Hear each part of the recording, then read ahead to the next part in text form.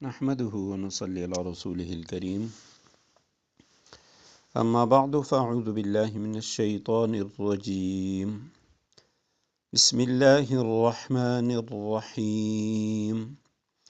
قل اللهم مالك الملك تؤتي الملك من تشاء وتنزع الملك ممن تشاء وتعز من تشاء وتذل من تشاء بيدك الخير إنك على كل شيء قدير صدق الله العظيم اللهم صل على محمد النبي الأمي وعلى آلہ واصحابہ وبارک وسلم۔ سورہ آل عمران آیت کریمہ کا نمبر 26 ہے۔ آیت کریمہ کا ترجمہ یہ ہے، قل کہہ دیجئے، کہو، اللہم اے اللہ، مالک الملک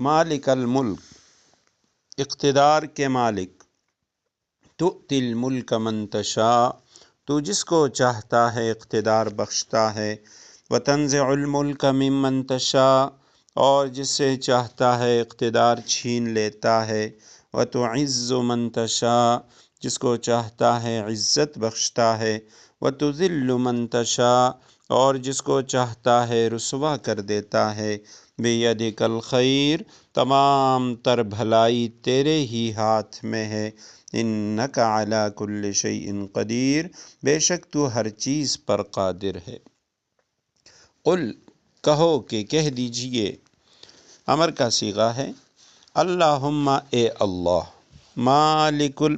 الملک اقتدار کے مالک، ملک کے مالک، سلطنت کے مالک، تؤتی تو دیتا ہے الملک بادشاہت، سلطنت، من تشاء جس کو چاہے، وتنزع تو چھین لیتا ہے، اکھاڑ پھینکتا ہے، الملک ملک بادشاہت، سلطنت، ممن تشاء جس سے تو چاہتا ہے اقتدار چھین لیتا ہے، وتعز اور تو عزت دیتا ہے، من تشاء جس کو چاہے، وتذل اور تو ذلیل کر دیتا ہے، رسوا کر دیتا ہے، من تشاء جس کو چاہے، بیدک الخیر بیدک آپ کے ہاتھ میں ہے الخیر ساری کی ساری بھلائی، سارا کا سارا خیر، انک علی کل شیء قدیر بے شک آپ ہر چیز پر قادر ہیں۔ آیت کریمہ کی تفسیر سے پہلے آیت کریمہ کا شان نزول سمجھنا ضروری ہے۔ ان آیات میں امت محمدیہ صلی اللہ علیہ وسلم کو ایک دعا اور مناجات کی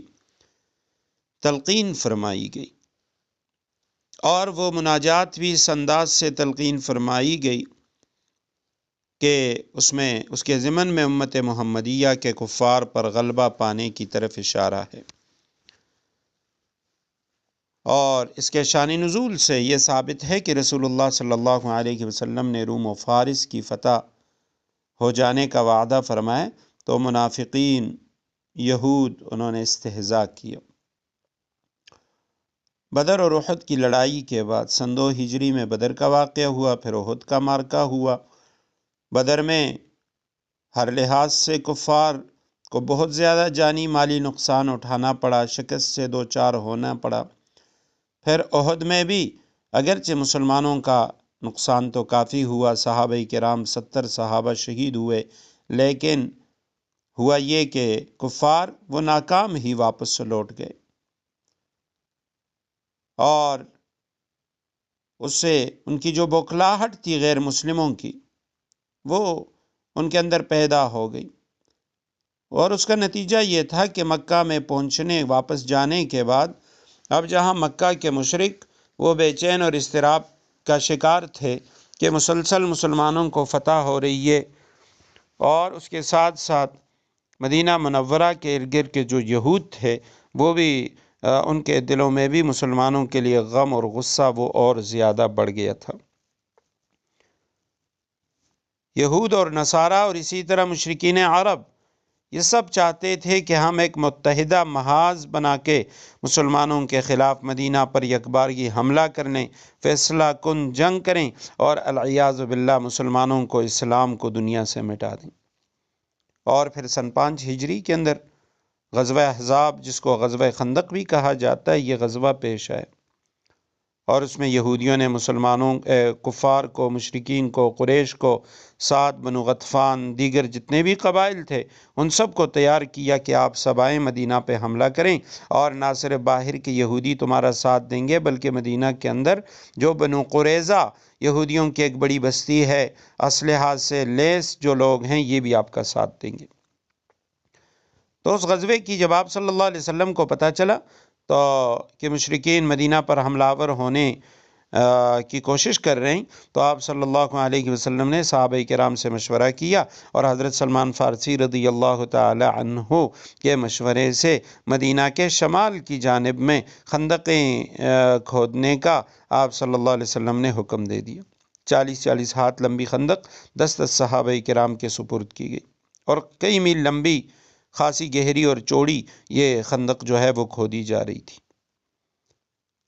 اور اس دوران صحابہ کرام جہاں خندق کی کھدائی میں شریک ہیں، وہاں نبی کریم صلی اللہ علیہ وسلم بھی شریک ہوتے۔ اتفاقاً خندق کے ایک حصے میں پتھر کی ایک بڑی چٹان نکل آئی، اور جن حضرات کے حصے میں خندق کا یہ ٹکڑا تھا وہ اپنی پوری قوت صرف کر کے انہوں نے کوشش کی، لیکن وہ چٹان جو تھی وہ نہ ٹوٹ سکی۔ حضرت سلمان فارسی رضی اللہ تعالیٰ عنہ آئے اور آپ صلی اللہ علیہ وسلم کے پاس، آپ صلی اللہ علیہ وسلم موقع پر تشریف لے گئے، کدال اور جو اس کے علاوہ دیگر آلات تھے